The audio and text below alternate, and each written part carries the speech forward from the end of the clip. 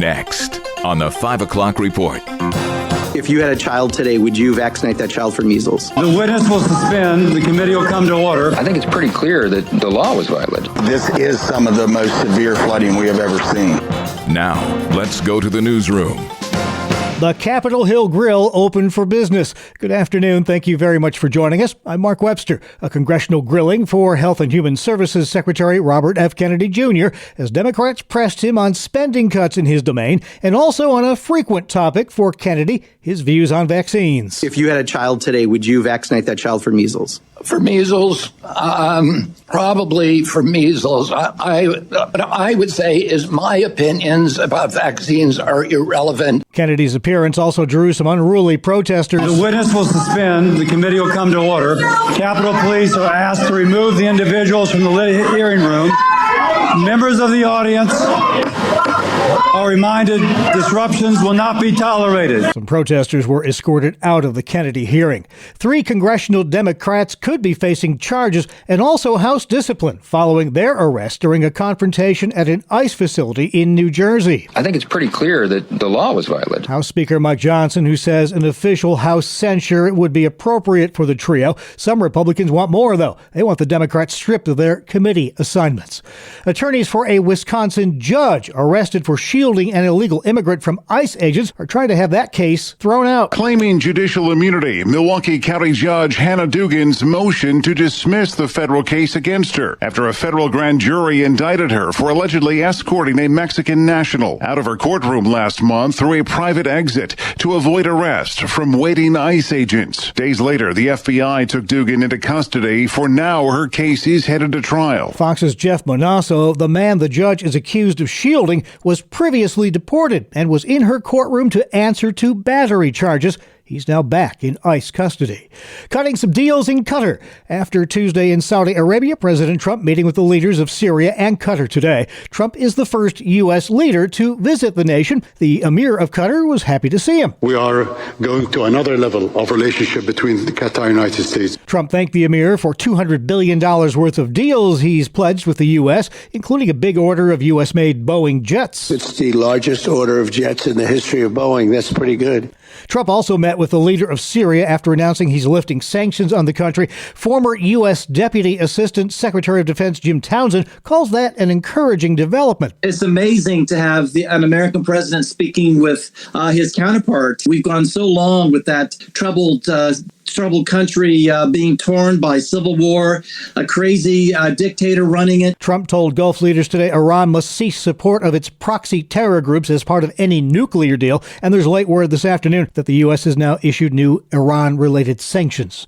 Back on the home front, the pro-life battle continues state by state. Today, a court victory. South Carolina's state Supreme Court rules the state's legislature was not out of bounds, making it illegal to perform an abortion after 6 weeks of pregnancy, a point lawmakers say a baby's heart can be detected by ultrasound. Planned Parenthood had sued, arguing for a later point in the pregnancy. That's Evan Brown. Major mid-Atlantic flooding. Authorities today recovered the body of a 12-year-old Virginia boy swept away by fast-rising waters there. Schools were flooded in northern Maryland, and southern Pennsylvania has been awash as well.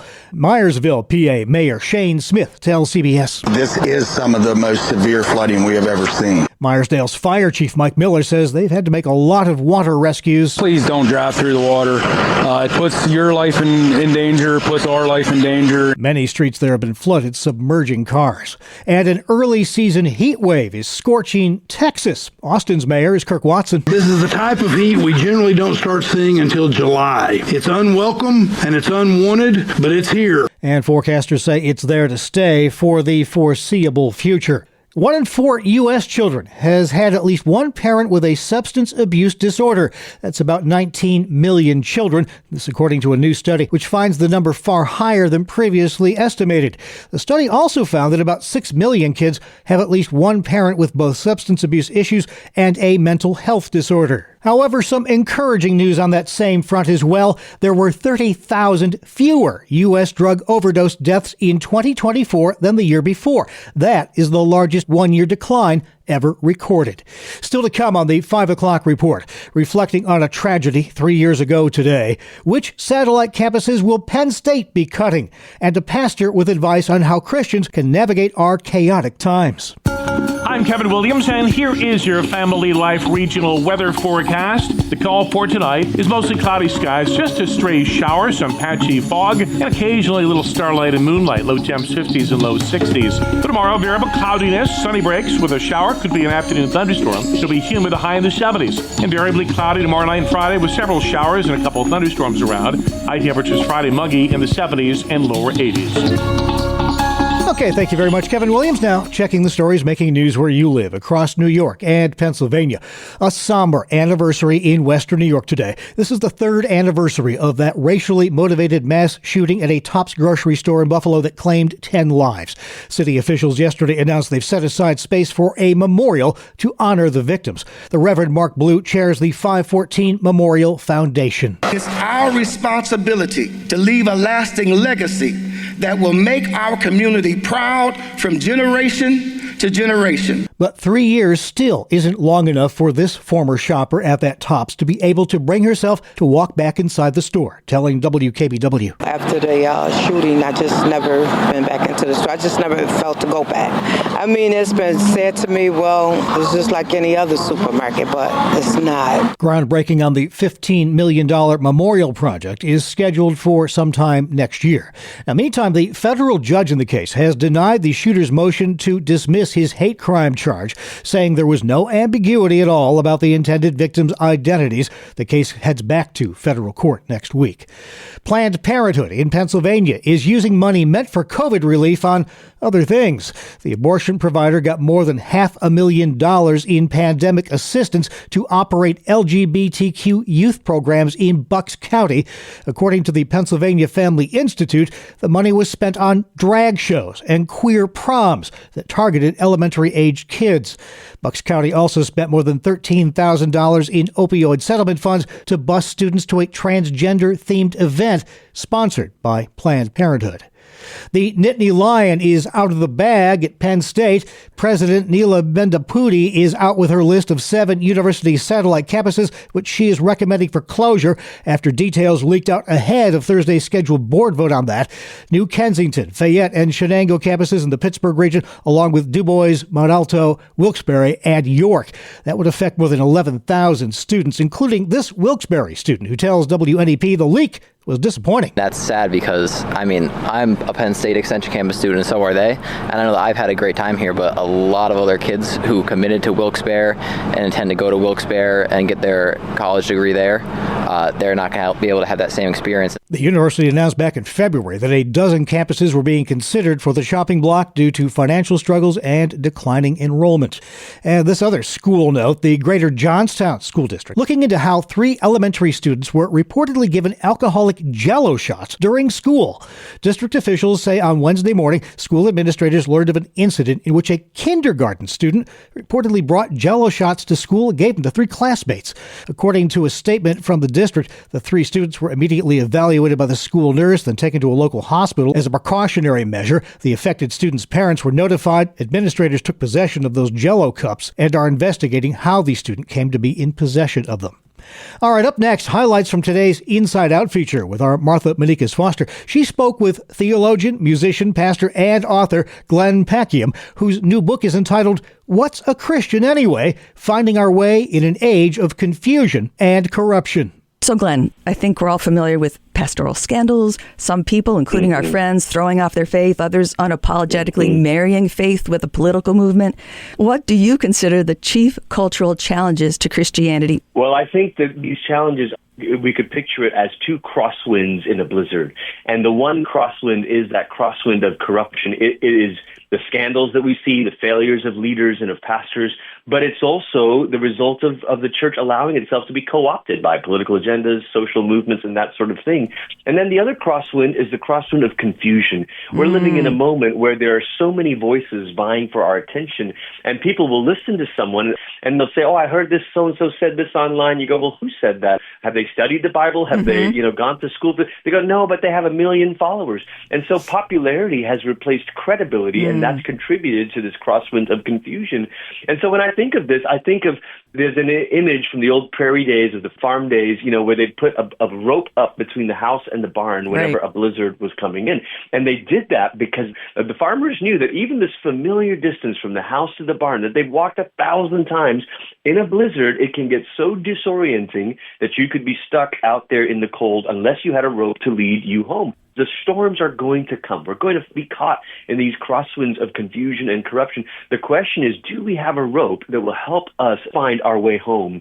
And I believe that the early Christians, they were no stranger to times like these.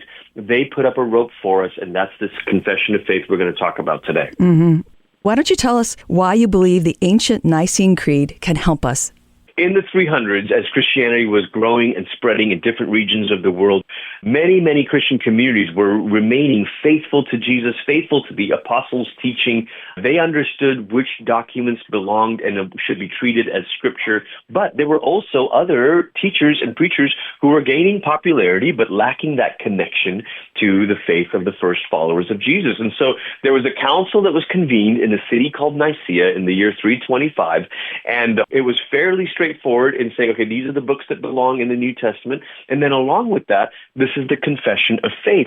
Sometimes Christians call it the canon and the creed. The canon refers to the books that belong to the Bible.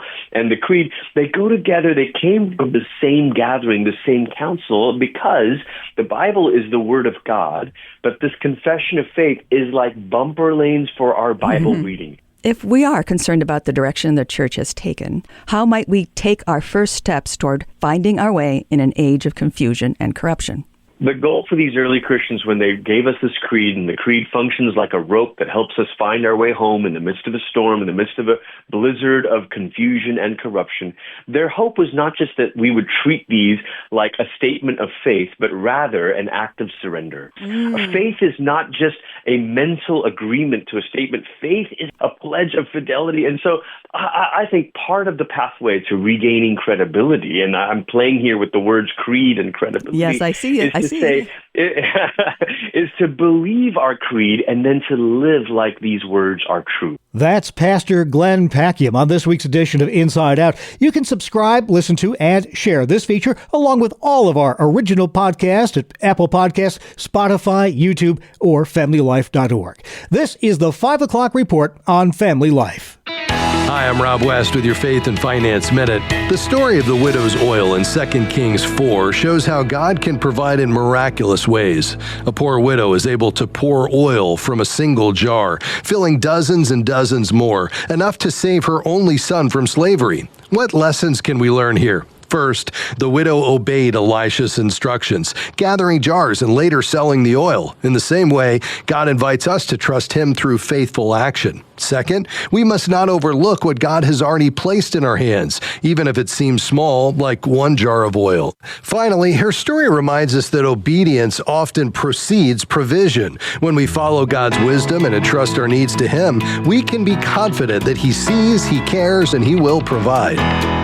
Manage your finances wisely with the easy-to-use FaithFi app. Download FaithFi, Faith and Finance from your app store, or learn more at faithfi.com. Still to come on the 5 o'clock report, happy birthday to an American classic.